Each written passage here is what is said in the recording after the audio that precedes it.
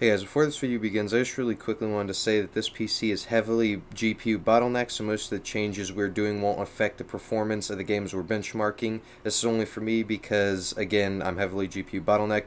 However, when we check Task Manager, we can see a difference as most of these changes are to CPU or RAM. Okay, bye. Yo, what's up guys? Welcome back to another video. Today I'm going to be doing my ultimate performance guide of stuff that I have just picked up over several years on a laptop. I have just gotten a desktop, so sorry if you hear the fans in the background. I just set it up like a couple minutes ago. I just downloaded all this stuff, whatever. Now, something I already have done is just I went through the NVIDIA control panel and I just changed all my settings to performance and whatnot.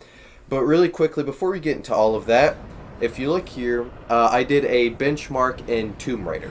My minimum FPS was 22, my maximum was 30, and I had an average of 28. Right here, these were my settings. I just kind of had like a couple things on normal or medium, the rest I had off. Okay, so first things first, we're going to open up msconfig, and then we will go to boot.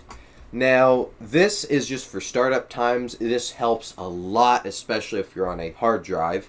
If you're on a hard drive, you should set this timeout to 5. If you're on an SSD or an M.2, you should set that to 3. And then we'll just go ahead and apply. Now, advanced options. Now, before we do any of this, I need you guys to listen to this.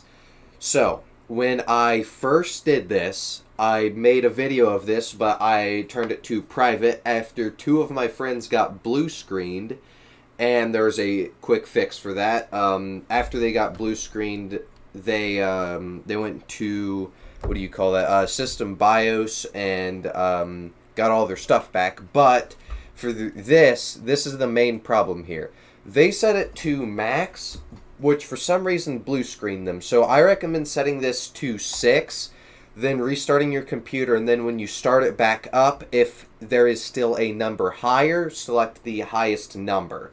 So for me, I've already done this just to test it, so I can go ahead and select the highest number, and then you can go ahead and just select the maximum memory, whatever, and you can press OK, apply OK, and we will restart later. Now, the next thing we're going to do is go to Control Panel, and we are going to, I just type in Windows up here at the top here, and then I just go down here and adjust the appearance and performance of Windows. Now, there's a bunch of visual effects and whatnot. Now, I like to, so you see this, how it has those animations. Those aren't really needed, so we can take that out. And the animations of the taskbar, we don't need that. I don't know what that is. We don't need all of this. Show shadows under windows, we definitely don't need that. Then those set of icons, I like having that. Translucent thing, so you kind of just see that. We don't really need that. Or that, or that. I like to keep that, and I think that's it. Oh, yeah, and that. Those are what I like to have, so if I apply, then you can see like a couple changes, but that's whatever. Now we'll go here to Advanced, and we will make sure this is on Programs instead of Background Surfaces, by the way, and Virtual Memory. So we'll uncheck automatically, and then we will custom size. Now, in all of this, what you should do is this is my computer. I just upgraded from a laptop. The only problem is I have a very terrible graphics card. But this is my thing. I set up the RAM speed, and I have a couple M.2s. Those I just have whatever. And I have a GT710, which is like, it sucks, man. But we will hopefully be fixing that. A lot of these changes are towards the CPU, but not all of them. So with your memory, I have 32 gigabytes. So you want to set this, both of these sizes here, the same, and they will be 1.5 times your memory. Now, with 16 gigabytes, it's like 25,000 or something, I believe. But for me, I will go and I will type in 1024 times 32, which is 32,768, and then I will multiply that by 1.5. And so for these, I get 49,152, and I go ahead and do that, and I just set. and I just kind of do the same thing for all of these. Now the next thing we need is for this. This is to change the power plan.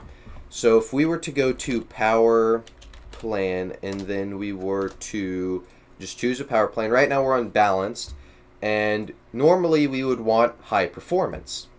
But there's actually an ultimate performance one. So we are going to copy this. We are going to open CMD, run as an administrator. And then we should, I think we just, straight up type that in. Yeah, so we just type that in. And then if we were to close that and open back up, choose power plan, then we can select ultimate performance. Now the next thing in here is to improve integrated VRAM. Since I don't have that because I'm on a desktop and not a laptop, I will not be doing that. Some CPUs you can change, others you can't. But to check what you have right now, go into settings, display advanced display settings, and I believe it's this. Yes, okay. Total available graphics. Okay, dedicated. So this stuff right here, you could go ahead and you can check that and see what that is. For a lot of people, it may be like 128 or 256. And after these changes, some won't even change. Some will go higher to like 512, 1024. But yeah, so we can't do that because we're on a desktop. So we will just go into reg edit. There is another thing we'll be doing anyway. But I set this up here so you can follow it. So improve integrated VRAM. So that's how you check it. And then this is how you do it. You would go to HKey local machine. Then you would go into software, Intel, AMD, whatever. Then you do all that. I'm not going to do that because, again, I have a desktop and don't have integrated VRAM. So what I'm going to do instead is go into software. This is for GPU priority and CPU priority stuff here. And then I will go into Microsoft. Then I will scroll down to Windows NT, which is right here. Then current version, I believe it's multimedia, which is right here. System profile, tasks, and I'll go ahead and expand this out a little bit. And then I will go to games. Now there are priority right here. This is kind of like the CPU, I believe. You can go ahead and set that to 6. GPU priority should be on 8, so that's good there. I will go ahead and minimize that because I think we need it later. Oh, that's right. This. Okay, so HKey local machine. Then we go to system. Then we go to current control set. And then we go to control and then scroll down to, then once we're in power, we will go ahead, I'll just expand this because why not, I will make a new key and we will call it power throttling, exactly like that, capitals, everything. So now that we have that, we can click on that, and now that we're in here, we create a new dword 32-bit value. Doesn't matter if you have a 64-bit computer, it needs to be dword 32-bit. And then again, you will name this power throttling, exactly like before. Open this, change the value to 1, and that's that. Next thing we would do is go into the control panel. Sometimes there's like an Intel control panel. You'd have to go through that and lower all of that. These are the settings that I have for mine. You definitely want prefer maximum performance. There's a couple other things. Yeah, high performance. Just set all that stuff to performance. You will barely notice a difference. You could do it with adjust image preview, but I highly recommend 3D settings if you're doing NVIDIA, that is. And of course with NVIDIA, if you hover over this, it'll tell you some things and like all this. Now, if you're running a game and you want to set it to high performance, there is a way you can do it with Registry Editor, or you can get another program, because with Task Manager you have to set that every single time. With Valve games, say we want to do Csgo, with Valve only. It doesn't work with any of these other ones. You would just do -high, and then that would set it to high priority mode. That would make the CPU prioritize that game over pretty much any other processes you have. Next thing we'll be doing is opening settings and going to background apps. Now this is just a bunch of stuff you see, but you can just disable it because those are all like running in the background stuff. This could give you a big performance boost, so we'll just go ahead and do this for Csgo. I'll go ahead and do it to all of my games off camera here really quick.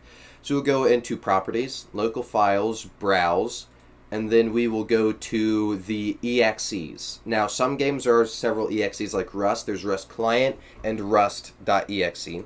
So we'll go to Compatibility. Now, I know this sounds like it will make it worse, and it will if you only enable one. You have to have this and this by going into Change High DPI settings. You have to have both of these on. If you have only one of them on, it will actually make your performance worse. You need both of them on, and you press OK, Apply, and OK. And with Csgo, there's only one EXE, so we'll just go ahead. We'll do a second one in Rust just to show you. So there's Rust.exe, so we go down here, disable high DPI, apply OK, and same thing here, so disable, override, and that's that. Now with this game, Stars Battlefront 2 Classic, for this I have to open another folder to find the EXE, and then I would go ahead and do that. And with a game like Saints Row the Third, if we were to go here, there was, I'm not entirely sure, but I did the game launcher the exact same way just in case, and I also did the game, oh, I forgot to do this one.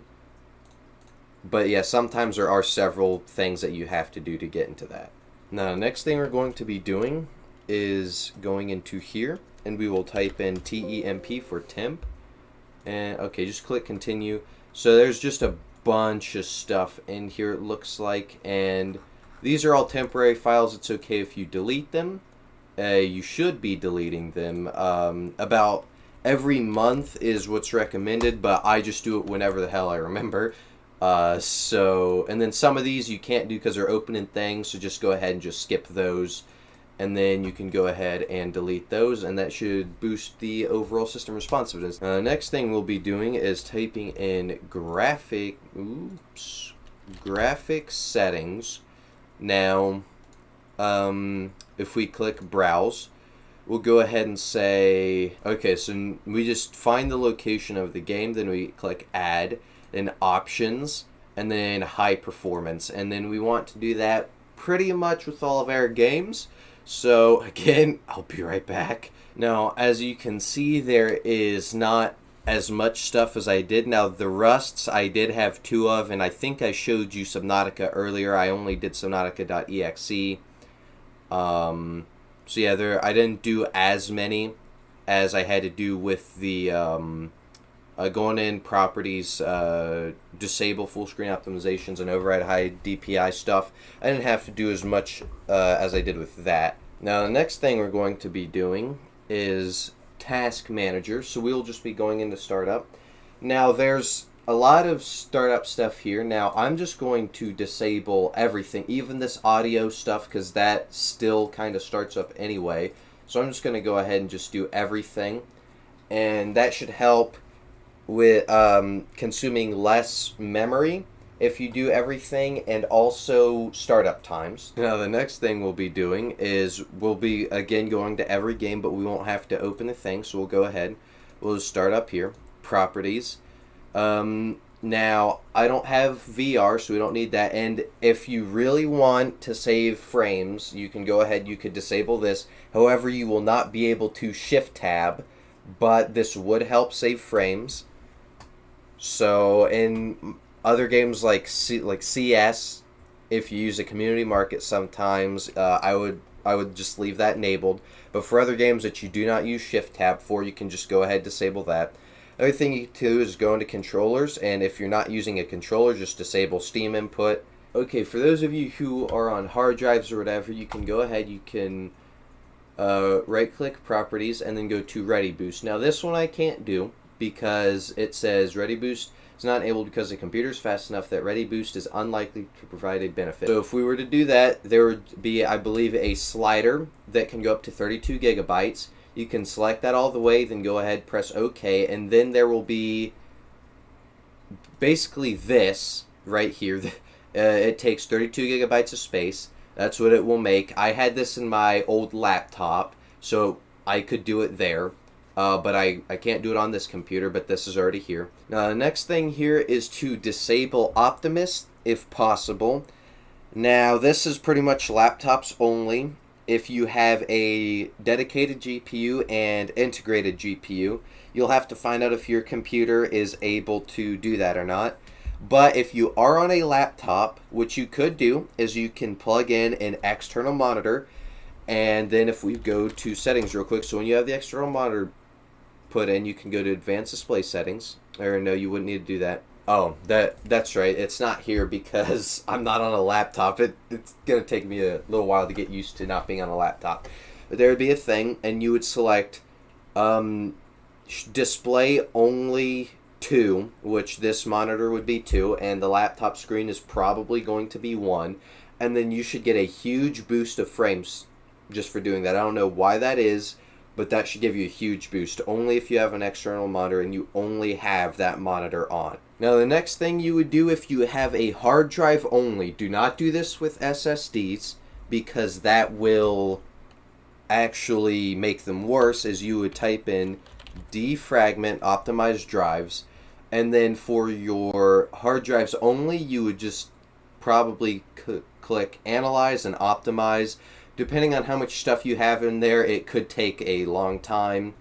And the next thing we're going to want to do is task scheduler. Now what we're going to be doing with this is every 5 minutes we will have it flush out our memory. So if we go into here, memory, cached, we have 24.6 gigabytes cached right now. Every 5 minutes that will flush it out, and it'll probably be around 300 megabytes because Windows still needs some. Now for this part we're going to be doing, we are going to need empty standby list. It's just a simple .exe, and that's it. The link is right here. I'll be putting it in the description as well. I'll go ahead and I will put it in, so I'm just going to make a new folder. I'm going to just name it empty. Then I will cut that and paste it in there, yes. And okay, now that that's in there, I can go ahead, I guess I could go ahead and close out of that now. And really quickly, just in case, I'm going to compatibility, run this program as an administrator. And okay. So we'll go ahead, we'll open up into this area. We could go ahead and do this. Now we're going to create a task right here after we click this folder. So configure for, we want Windows 10. Obviously I don't think we need Windows Vista or any of that stuff. But if you guys are using any of those, I believe you just go ahead and select that. Now we're going to want to run this with the highest privileges right here. Select this checkbox. Now change user or group. Then we want to go to advanced. We will click this find now and system, and I guess we can just go ahead and name this empty real quick, and then we'll just go ahead and add a description there. Now triggers, we want to add a new and repeat task every 5 minutes for duration of indefinitely, and then we'll just go ahead and click OK. Then at the top here we'll select actions, new, right here, and we will go to where we just put that folder. So I put it here, select that, click OK, OK, and now just to start it we just need to click run, and you see this cached right here, it's going down, and boom, and then it will go up, and now because we clicked run once, it's just going to keep doing that every 5 minutes. And that will help stop stuttering a lot in a lot of games. And now in here, anything we don't really use, like I guess like this, we could go ahead. We could delete them, we could disable them, but you would just basically like just for this OneDrive. I don't ever use OneDrive, so I'll just go ahead. I'll get rid of this, and all of these is NVIDIA stuff, so I'll just keep that up. Microsoft Edge stuff, go ahead, get out of here. Nope, get out of here. And then some Google updaters, whatever. Dell support assist, I guess I can keep that open. And I think that's all we need to do here in Task Scheduler, so we can go ahead and close out of that. Now there's another thing you can do here. If NVIDIA container CPU usage is high, if you have NVIDIA, you would find it down here, NVIDIA container. If the CPU usage is high, you can just follow these steps. You'd go to services, then all this, then disable all that, but it would change your audio a lot.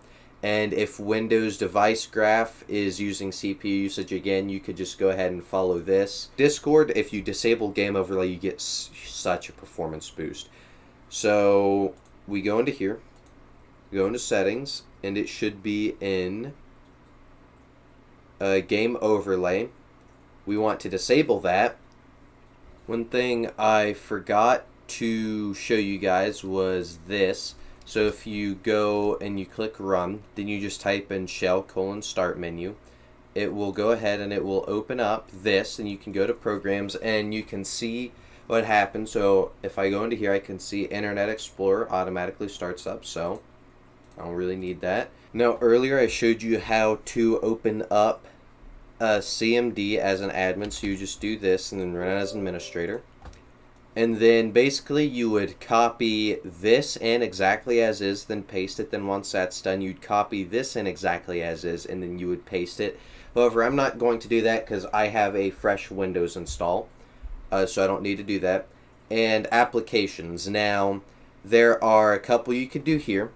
So I'm going to go ahead and get timer resolution. That helps with input lag. It doesn't really help performance, but that's something I highly recommend, especially if you're playing CS. That should help you actually be able to shoot first instead of hearing your gunshot, but yet you still die and your gun didn't shoot because basically input lag. Now this is all timer resolution is just a little box in it. If you see here, it's like a 0.997, but if I click maximum, it is 0.496. This needs to be a perfect 0.500 in order for this to work. So what you would do is you would go to CMD again, run as administrator, and then all you do is type this in: bcd edit /set space use platform tick space yes, press enter. And then you would have to restart your computer because, as you see, that's not working right now. So I will restart my computer later. Now this is another thing. It is called OS Shut Up. I'll leave a link in the description. This basically, if I were to really quickly, if I were to do actions and apply only recommended settings and then just click yes.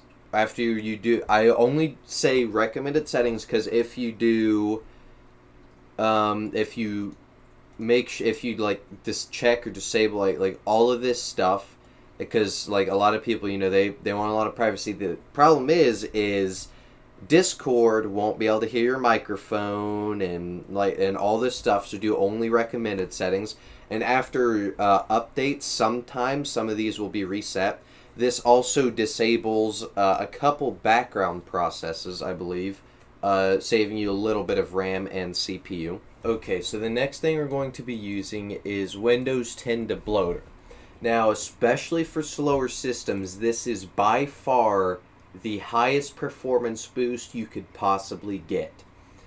Now, the way I do this by going here, let me just open up this. So, first of all, you type in CD after you run PowerShell ISE as an administrator. So we go ahead, PowerShell ISE, then just run as an administrator, and then so you get the folder URL, which this is it right here, and then but you type a CD in front of that. So now you open here, and then you set execution policy, unrestricted force, whatever. And, oh, there we go. I did not copy the S. Okay. And then you go ahead and do that. And then you go ahead do this. So we pull up the GUI version, because the GUI version is just better. And it is opening. Okay, now, here are a couple of things you could do. Dark theme, obviously we gotta enable that. Edge PDF, I don't really remember what that is. I like having Cortana.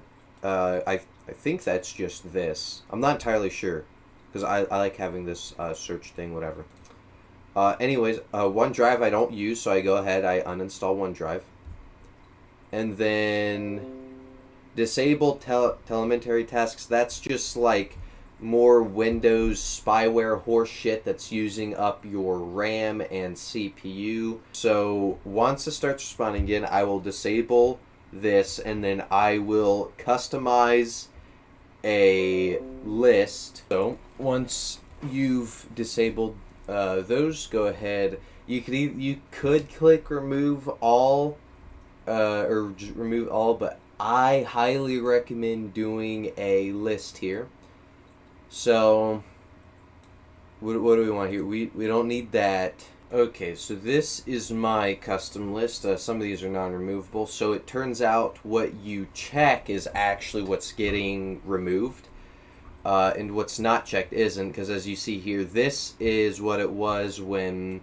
these are all the stuff that I wanted to keep here. You want to keep every extension, especially, and all that, and then just go ahead and like get rid of all of this stuff, right? Because you don't need all this stuff like running in the background on your computer. You don't need that. Yeah, all this stuff. Oh, there's image extensions. That yeah, there's a couple things I'll have to go back through here. If we scroll to the bottom, so yeah, I don't need all this stuff. I'll use support assist. Obviously, I use NVIDIA. And there's just like all of this stuff. I don't use Windows Store just in case. Windows Camera. Calculator, so if I were to type in calculator, you know, I get that. So that's pretty useful. The image extensions you want to keep. MS Paint I keep.